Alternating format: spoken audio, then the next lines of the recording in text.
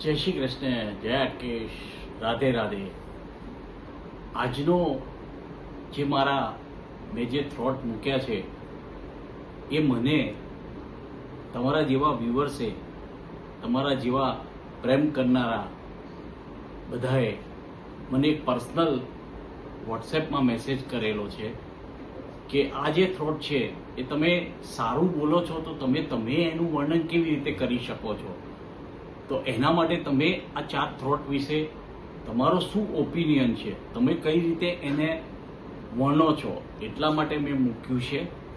આમાં મારી કોઈ પર્સનલ બુદ્ધિ પણ નથી અને પર્સનલ હું તમને જ્ઞાન પણ બાંટતો નથી, પણ મને મારા પર્સનલ મેલ આઈડી ઉપર અને પર્સનલ વોટ્સએપ પર આ મેસેજ આવેલા છે, એ જ હું તમને કહી રહ્યો છું.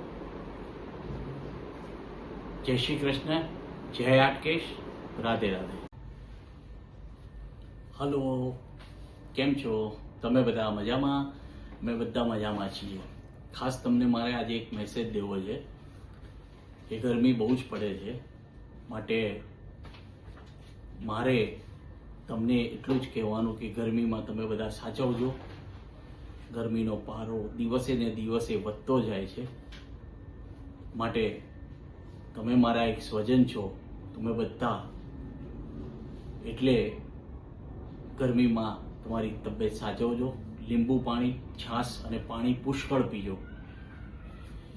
આજનો વિડીયો હું સ્ટાર્ટ કરું એ પહેલા મારે તમને 2 શબ્દ કહેવા છે કે મેં અત્યાર સુધીમાં જેટલા વિડીયો મૂક્યા એટલાની અંદર એક થોડા માટે હું રહી ગયો છું.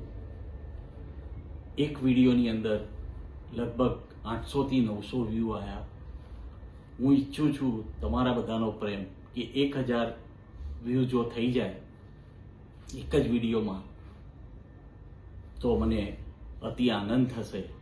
પછી હું તમારા ઉપર અને ભગવાન ઉપર છોડું છું કે જેવી ભગવાનની ને તમારી ઈચ્છા. આજનો વિડીયો હું સ્ટાર્ટ કરું. એ સ્ટાર્ટ 4 થોટ ઉપર છે કે જીવનમાં ઘણા બધા એવું કહેતા હોય છે કે સાલું બધું અમારી જ જોડે કેમ ખરાબ થાય છે, બધું અમારી જ જોડે કેમ આવું થાય છે, બધા માણસો અમને જ કેમ નફરત કરે છે, બધા માણસો કેમ અમને જ આવું કરે છે. તો સાહેબ, એવું હોતું નથી જીવનની અંદર. તમે જેવું વિચારો છો એવું હોતું નથી. ભગવાને એ નિર્માણ કરેલું જ હોય છે. મારે તમને 4 જ દ્રષ્ટાંત આપવાના છે કે બન્યું તે જ ન્યાય. એટલે તમે કહેશે બન્યું તે જ ન્યાય એટલે એવું તો શું? પણ ભગવાને નક્કી કરેલું જ હોય છે. બન્યું તે ન્યાય. તમને જન્મ આપ્યો, જન્મ આપ્યા પછી તમને સારી ક્રેડિટ આપી, ખાવા પીવા માટેનું બધી સુખ સુવિધાઓ બધી આપ્યું, પણ જો તમે એને ભોગવી ના શકો તો શું કરવાનું? પછી વાત તમે ફલાણા ભાઈનો ને ઢેકણા ભાઈનો, ફલાણાએ આવું કર્યું, ભગવાન મારી સામે જોયું નહીં. એટલે જ ભગવાને કીધું છે કે બન્યું તે જ ન્યાય. તમે પોતે જ બનાવ્યું છે, તમે પોતે જ એનો ન્યાય આપો છો, તો એ શું કામનું? એ જ રીતે બીજો થોટ છે મારો કે અથડામણ ટાળો. અથડામણ ટાળો એટલે એની અંદર એવી વસ્તુ છે, ફલાણાએ આવું કર્યું, ઢેકણાએ આવું કર્યું, પણ તમે અથડામણ શું કરવા કરો છો? અથડામણ ના કરો લાઈફની અંદર. જેને જે ગમ્યું એ કર્યું. આપણને લાગતું હોય કે ભાઈ આપણે આને નડી રહ્યા છીએ તો આપણે થોડા આગા ખસી જવાનું, આપણે કોઈને નડવાનું નહીં. ભગવાન એટલું જ કહે છે, અથડામણ ટાળો. આ વર્ડ્સ જે હું તમને 4 કહી રહ્યો છું આજના થોટ, એને શાંતિપૂર્વક તમે તમારા મગજની અંદર શાંતિ ઉતારી અને એનું આત્મમંથન કરજો, તો તમને ખ્યાલ આવશે કે ના, હું સાચો છું કે ખોટો છું. ત્રીજો થોટ છે ભોગવે એની ભૂલ. ભોગવે એની ભૂલ એટલે તમે વિચારતા હશો કે સારું, ભોગવે એની ભૂલ એવું કેવી રીતે? ભગવાને શું તમને નથી આપ્યું?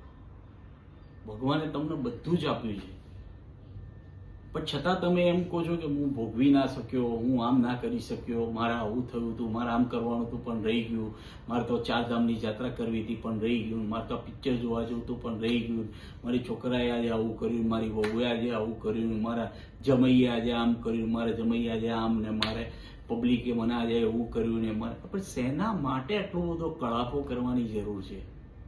ભોગવે એની ભૂલ એવું માનીને ચાલો. તમે ભૂલ કરીને તમારે ભોગવવાની છે, ધેટ્સ ઓલ. છેલ્લો અને લાસ્ટ થ્રોટ છે એ બહુ જ એકદમ સરસ અને વિચારવા લાયક છે. Adjustment everywhere. Adjustment everywhere. ભગવાન તમને બધી જ વસ્તુ તમારા ઉપર, પોતાના ઉપર છોડી છે જન્મ આપ્યા પછી. જેમ શ્રી કૃષ્ણ ભગવાન ગીતામાં ઘણા થોટમાં તમે જોયું હશે કે ભાઈ હું તો તમને કોરું પાનું આપું છું, અંદર લખવાનું તમારે છે. આ એવી રીતે ભગવાને જ્યારે તમને જન્મ આપ્યો એટલે એને તમારા જીવનની અંદર કઈ રીતે કરવું એ તમારા ઉપર ડિપેન્ડ છે. Adjustment everyone. તમે બધા જોડે એડજસ્ટમેન્ટ કરતા શીખો, નાના બાળકથી માંડી અને વૃદ્ધ સુધી, સિનિયર સિટીઝન સુધી. જો તમે આ જ વસ્તુ કરશો, એડજસ્ટમેન્ટ એવરીવન, તમે જો તમારી રીતે એને એડજસ્ટ થશો તો હું માનું છું ત્યાં સુધી તમારા જીવનમાં કોઈને કહેવા વારી નહીં આવે. બધું કવાઈ ગયું હોય તો માફ કરજો, પણ મને આ 4 થ્રોટ બહુ ગમ્યા એટલે મેં એનું નોમિનલ થોડું આત્મચિંતન કરીને તમને 4 થ્રોટ વિશે નોર્મલ મેં વ્યૂ આપ્યો છે. જો તમને મારો આજના થ્રોટ ગમ્યા હોય તો લાઈક, શેર અને સબસ્ક્રાઈબ અવશ્ય કરજો. અને આવતીકાલે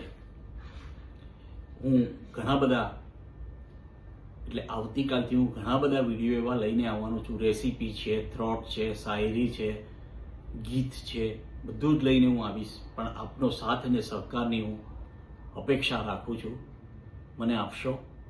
અત્યાર સુધી તમે મને આપ્યો જ છે અને અગાઉ પણ આપતા જ રહેશો એવી આશા સાથે.